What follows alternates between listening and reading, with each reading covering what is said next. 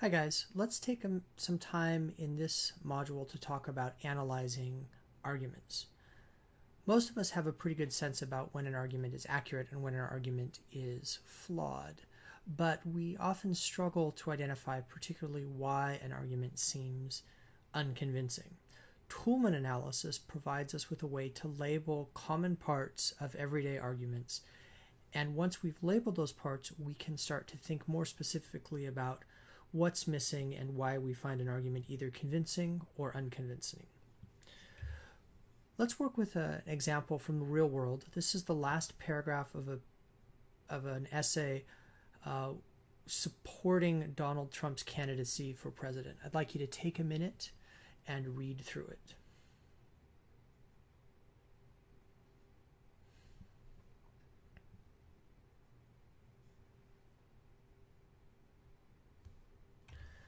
Toulmin analysis begins with the claim. The claim is simply the assertion being made in the argument. Usually claims are supported by evidence. And if we look at this paragraph, we see two parts of it make very clear claims. The first is what things an ideal candidate will have to do.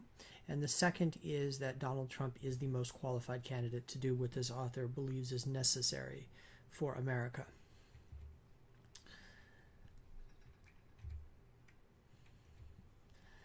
Claims are supported by evidence. Evidence, broadly speaking, is just the facts, figures, quotations, and observations that support a claim. If we look at this paragraph, we find there isn't any evidence in it, and we're left with a question about how that shapes our response to the paragraph. Are we more or less likely to accept the author's position? To be fair, in other paragraphs, this author does present evidence, but we'll skip over those for now. One of the more tricky parts of Toulmin analysis is the warrant. A warrant are the assumptions that underlie an argument and make the claims possible. Here, for example, there are three warrants that we can unpack.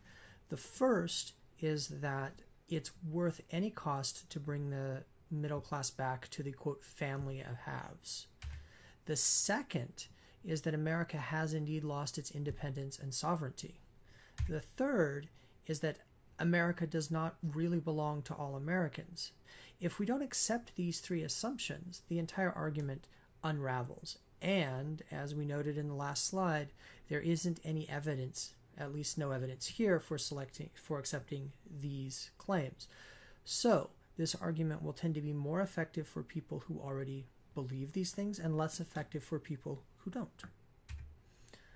Qualifiers are an important part of argument, and in their most simple terms, a qualifier simply limits the scope of what an author is trying to say.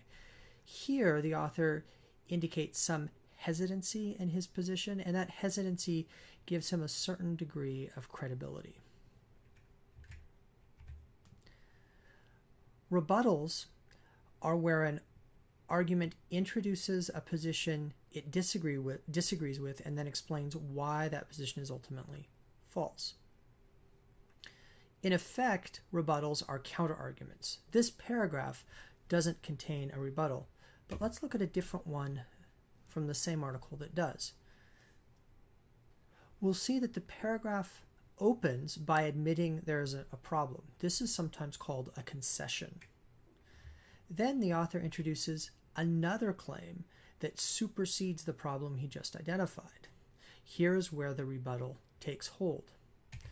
The paragraph ends with a series of statements that, depending on how you read them, are either articulations of a warrant or evidence. The difference would depend on what you think is actually the case. If you believe that these things are actually true, then this would be evidence. If you are more skeptical, you might choose to regard them as simply assumptions the author is making. In total, Toulmin analysis provides us with a powerful way to identify the features of an argument, and it's a technique we're going to use in most of the major essays and in several of the discussion board postings. I'd like you to make sure that you are familiar with it And please realize that as with any interpretive schema, it takes a little while to become comfortable with Toulmin. I should also mention that there really aren't right and wrong answers. Something, as we saw, can be warrant or evidence. The trick, as is the case with almost everything in writing, is to make sure that you can defend your analysis. That is, have reasons for saying whatever it is you say. Please take a few minutes after watching this video to review the handout, and do contact me if you have any questions. Thank you.